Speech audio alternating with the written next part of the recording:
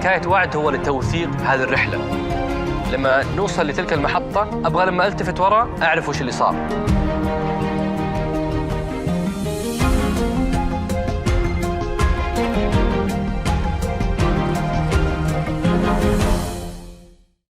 كل شيء ممكن أنساه في حياتي إلا ذاك اليوم اللي رحت فيه بقيقة، لأنه كان يوم أسود فعلاً.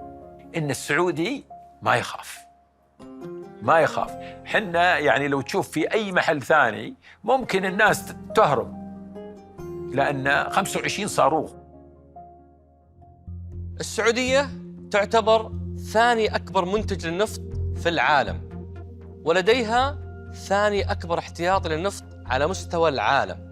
لكن الرقم الأهم هو أن السعودية تعتبر أكبر مصدر للنفط الخام في العالم، وإنتاجها اليومي يمثل حوالي 16% من النفط المتداول في الأسواق، ولذلك هي الطرف الأكثر تأثيراً في استقرار الأسواق العالمية وضمان إمدادات الصناعات النفطية اللي تؤثر بشكل مباشر على أسعار أي سلعة موجودة حوالينك. لهذا السبب لا أحد على كوكب الأرض يتمنى أي ارتباك أو تهديد لصادرات النفط السعودية، لكن للأسف هذا السيناريو المرعب حدث بالفعل. التاريخ 14 سبتمبر 2019، التوقيت 3:30 فجراً. الحدث تعرض منشآت تابعة لأرامكو في بقيق وخريص لهجوم إرهابي غاشم أوقف نصف إنتاج السعودية. قابلت القادة اللي أداروا التعامل مع هذه الأزمة، سألتهم عن كواليسها وكيف استطاعوا أن يمنعوا حدوث أسوأ سيناريو في تاريخ أسواق النفط. طبعاً أرامكو معروف عنه ننام مبكر ونصحى مبكر، يعني 9:30 10 بالليل أغلب اللي في أرامكو ينامون، ونصحى مبكر 5 الصباح دائما. حتى في العطلة الأسبوعية أنا متعود أن أنام ولازم الجوال جنبي من أيام العمل في المعامل يعني. فالجوال إذا صاح بالليل رن الجوال معناها حدث جلل، أمر خطير. العادة أنا ما حد يتصل علي بالليل، فالجوال صاح الساعة 3:45 الفجر، يوم عطلة أسبوعية، يوم سبت. فطلعت الاسم، عرفت أنه في أمر خطير حدث. رديت، كان النائب الأعلى للرئيس للأبستريم وذكر لي أنه في هجوم صاروخي، بس ما كان يعرف ذلك الوقت درون صواريخ على معامل خريص ومعامل بقيق. وكل شيء ممكن أنساه في حياتي إلا ذاك اليوم اللي رحت فيه بقيقة، لأنه كان يوم أسود فعلاً. المنطقة مظلمة، لكن الشعور كان يعني بحالة من الانكسار لم تحصل لي في تاريخ حياتي. أنا بحكم عملي في التشغيل وما إلى ذلك وتدرجي الوظيفي، يعني أخذت الأمور الحين بهدوء. 10 دقائق من تلقيت الاتصال أنا كنت في مركز إدارة التحكم في الظهران، يبعد عن بيتي. من الاتصال إلى ما وصلت إلى المركز التحكم الرئيسي في الظهران 10 دقائق. يعني ماجن تغسل وجهك وتلبس ثيابك وتمشي بالسيارة، وبيتي قريب يعني من المركز. والله كنت لابس بنطلون وقميص هدد الله يعزك نعال، يعني حتى ما مداني ألبس جوتي وشراب ولا تتاكل القميص. رحت بسرعة، وصلت طبعا إلى المركز الرئيسي للتحكم. أول شيء تفكر فيه لما يصير حادث زي كذا أنه هل في إصابات ولا لا، لأنه الحوادث هذه يحدث عنها إصابات، والإصابات هذه هي دائما أنا أقول أنا نقدر نتحمل إذا أحد ضرب المعمل، نقدر نغير الخزانات والمضخات، نقدر نغير كل شيء، لكن هذه الطاقات الشابة، المواهب هذه صعب استبدالها، صعب انك تعوضها. فدائما لما يصير حادث أكبر هم تشيله، هل في إصابات ولا ما في إصابات؟ هل الجميع سالم ولا لا؟ في ذلك اليوم والموقف العصيب كان هناك أبطال بمعنى الكلمة، أبطال في مواقع العمليات، كانوا يشاهدون الصواريخ والمسيرات تعبر فوق رؤوسهم وتسقط أمام أعينهم، لكن ببسالة غير مستغربة استمروا في مكافحة الحرائق وتطبيق معايير السلامة والمهنية اللي تبرع فيها أرامكو. أترك كبير الإداريين يوصف لنا اللي كان يصير قدام عينه. وصلنا للمركز، كان في نقل حي، فلما تشوف المنظر منظر مروع. أنا أول مرة أشوف منظر كذا، حرائق مولعة من كل جهة، أكثر 13 حريق ضخم وحرائق صغيرة منتشرة على الجوانب في بقيق وخريس. طبعا عرفنا بعدين أنه 25 صاروخ ودرون اللي ضربت المعامل. طبعا بدينا العمل، أول ما بدينا الاتصال بالأقسام في بقيق وخريس وعرض المساعدة. احنا دائما نتواصل مع الأقسام. المهم أول شيء هو احتواء الحرائق هذه المشتعلة في جميع المعامل، تقديم المساعدة للمعامل إن كان في بقيق ولا خريس. فالحمد لله تم التعامل مع الحرائق في المعملين بجهود المشغلين، عمال الصيانة، رجال الإطفاء ورجال الدفاع المدني خلال 7 ساعات. في بعض الحرائق خلصت، ترى تم السيطرة عليها تقريبا خلال ساعات، يمكن ساعة. في واحد من الحرائق تم السيطرة عليه خلال ساعة، وتم السيطرة عليه حتى قبل لا يجي الفاير ديبارتمنت، المطافي، من الاوبريتورز اللي موجودين، لأنه عندهم يعني البروسيجرز أو الإجراءات اللي عندهم جدا ممتازة، وعندهم ناس جدا كويسين. أنا أتذكر يعني مقولة سمو سيدي السعودي ما يخاف، وهنا أثبتوا، وإن شاء الله بنوريها في فيلم وثائقي، إن السعودي ما يخاف. حنا يعني لو تشوف في أي محل ثاني ممكن الناس تهرب، لأن 25 صاروخ وتشوفهم ينزلون على الخزانات فممكن الواحد، بينما إحنا في حاجة للمشغل في ذلك الوقت إنه يسك بعضها كلها عن بعد، ولكن في بعضها تتأكد أن الصمام أغلق بشكل كامل، لازم تروح عند الصمام. بعد البسالة التاريخية والسيطرة على الحرائق الهائلة في ساعات محدودة، حان وقت تقييم الأضرار. العالم يترقب ما بين أسواق تريد معرفة النتائج لتعكسها على أسعار النفط، وأعداء يتطلعون لإعلان نصرهم المزيف على السعودية، ومصانع ومصافي تريد الاطمئنان على إمداداتها. كلها أحداث لا يتمناها أي وزير طاقة لم يكمل شهره الأول. وها هو اليوم يتلقى اتصالات مكثفة من ولي العهد لمعرفة نتائج تقييم الأضرار. قلت له ما نقدر نقيم الآن، نبغى ننتظر حتى يكون الوضع آمن وسليم، وبالتالي الفرق الفنية والمهندسين يقدرون يدخلون.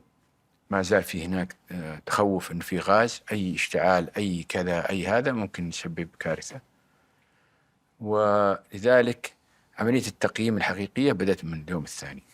أنا لعلمي بقدرة وإمكانيات الإخوان في الشركة، ذكرت لهم، قلت لهم ما راح أجي عندكم ولا راح أقرب عليكم، أنا بكون في فرع الوزارة في الظهران بنتظر.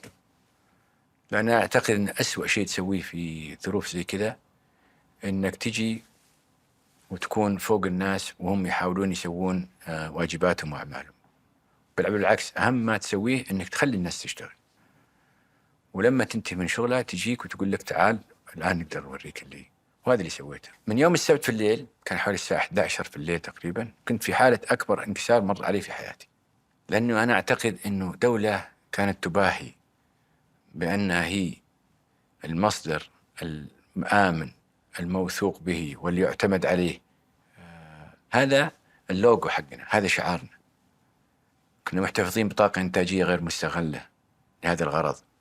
من أن عملت في وزارة البترول سابقا الطاقة إلى هذا اليوم، حجم المباهاة اللي نباهي والصناعة بما في ذلك شركة أرامكو، الجميع يعرف أنه هذا المصدر الآمن للطاقة في العالم. لما يصير حادث من هذا النوع في 20 دقيقة يزال منه نصف طاقة الإنتاجية له، بدون ما يكون عندنا القدرة أن نوقف على رجولنا مرة ثانية وبسرعة، هذا معناته كل ما سويناه في 30-40 سنة أصبح هباء منثورا. بدأت التنبؤات بنهاية أكبر مصدر للنفط في العالم. المحللين يرون أن انهيار الصادرات سيؤدي لفقدان الثقة من قبل المستوردين في أرامكو، خصوصاً وأن التوقعات تشير إلى أشهر طويلة حتى تستعيد أرامكو مستويات إنتاجها.